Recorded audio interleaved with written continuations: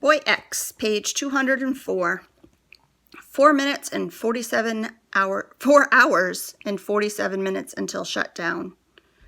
I told you it wouldn't work, the voice sneered. You're useless. Drop the knife, Kane said, and let him go. Ash kept the weapon where it was, and looked back through the thinning smoke to see Kane several feet away. Her carbine was pulled tight against her shoulder, and she was aiming down the barrel at him. Ash knew he was fast, but he wasn't that fast, not faster than a bullet. He raised his eyes and glanced at the dark shapes in the treetops. The monkeys sat hunched as if ready to explode into action at any second. They remained silent and still. Do something.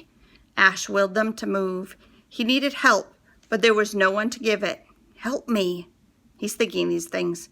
Perhaps if the monkeys could call again, that would create enough of a distraction to... I'll ask one more time, Kane said. Let him go. Ash lowered his gaze. There was no use wishing for help from the monkeys. They were just animals after all. He sighed and let Pierce go. The knife. Ash tossed it to one side. Good boy. Now get down on your knees, put your hands behind your head, and lace your fingers together.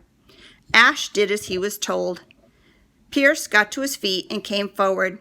He put a boot against Ash's chest, intending to shove him into the dirt. But Ash grabbed his foot with both hands, twisting hard so that Pierce's whole body rotated and lost balance. Before he knew what was happening, Pierce slammed face first onto the ground. It took a second for him to recover, but as soon as he did, he scrambled over, grabbing Ash's discarded knife. Once he was on his feet, he moved behind Ash and put his left hand on the boy's forehead, pulling it back. With his other hand, he reached around and pressed the blade against his throat. Useless kid, you were such a disappointment. As he said it, something shifted in the crate, thumping hard against the inside of the lid. Pierce whipped his head around in surprise, staring at the wooden box, but was distracted by a grunt from somewhere among the trees surrounding the clearing. He looked up in the direction it had come from, seeing the dark shapes squatting in the branches.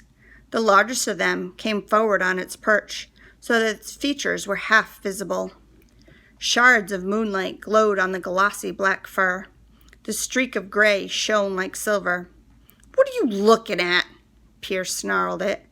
The monkey grunted once again and bared dagger-like incisors. Pierce watched for a few seconds, a confused expression passing across his face before he turned his attention back to Ash. He threw another nervous glance at the monkey, then tightened his grip on the knife and adjusted his footing as if he were about to cut the boy's throat. Stop! Kane kept her weapon raised as she came into the light. Put the knife down. Pierce ignored her and leaned forward so he was speaking in Ash's ear, spittle flecking against Ash's skin. Do you have any idea how much trouble I've gone to over the past months? Your mother was so crazy stubborn. After all the work we did, she had me shut down, and then she tried to keep this away from me, wanted it to be her little secret. Then the helicopter, and traipsing through this godforsaken jungle. Do you think you could take it away from me? Did she send you? Did she think she could save her? Well, let me tell you something, kid.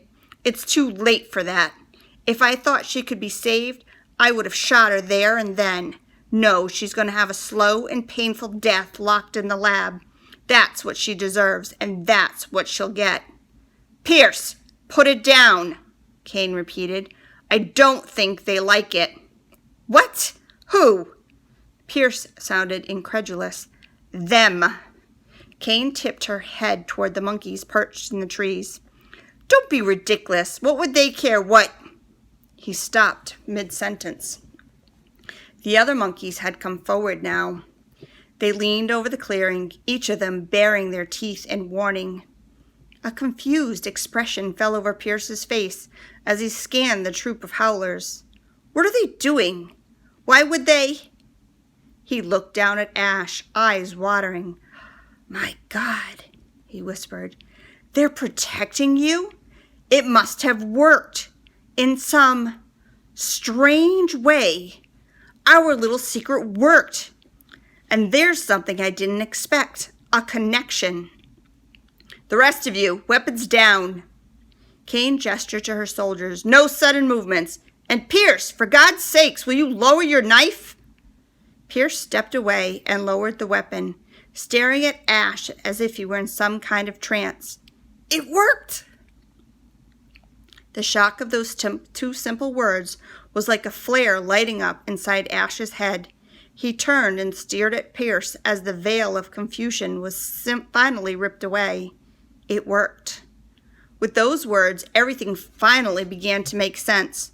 Since he had woken in the White Room, Ash had been wondering what was happening to him, why he felt the way he did, why he could do things he could do, why he'd had such a strange sense of having been in the bunker before.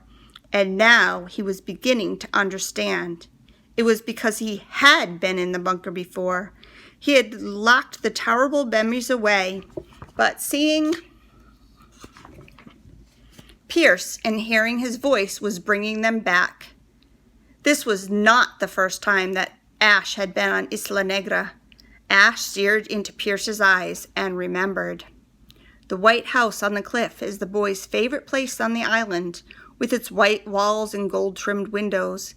It's like a castle in a storybook, overlooking the sea that twinkles in the sunlight. From the tower, he could look out and see the whole world. But now something dark and terrible dwells in that tower. This will be our secret, the monster says. Our little secret. You can't tell anyone. But the needle is glinting in the light from the windows, and it looks so sharp when the monster holds it up for the boy to see. The boy's face crumbles and tears begin to flow. Please, Uncle Damien, I want Mommy. He pulls away, but the monster holds him tight and leans down to whisper in his ear. Do as I say, you little brat. Stop sniveling and keep still or I'll hurt you. And then I'll hurt your mommy. Is that what you want? The boy shakes his head and bites his lip. Then keep your mouth shut. And remember, this is our little secret. And then the needle comes down and disappears into his skin. And the jumbled flash of images and sounds hurtled into his mind and exploded. Ash reeled with the force of their arrival and put his hands up to his dirty face as if he could protect himself from his own buried memories. He muddled through the shapes and hazes of the pictures of the building and the needle and the man without being able to fix on any one thing. When he opened his eyes and looked up, he knew exactly who he was looking at. The man behind the voice, the monster in the dark. Damien Pierce. The man who made him what he was. Now Ash was ready to understand everything.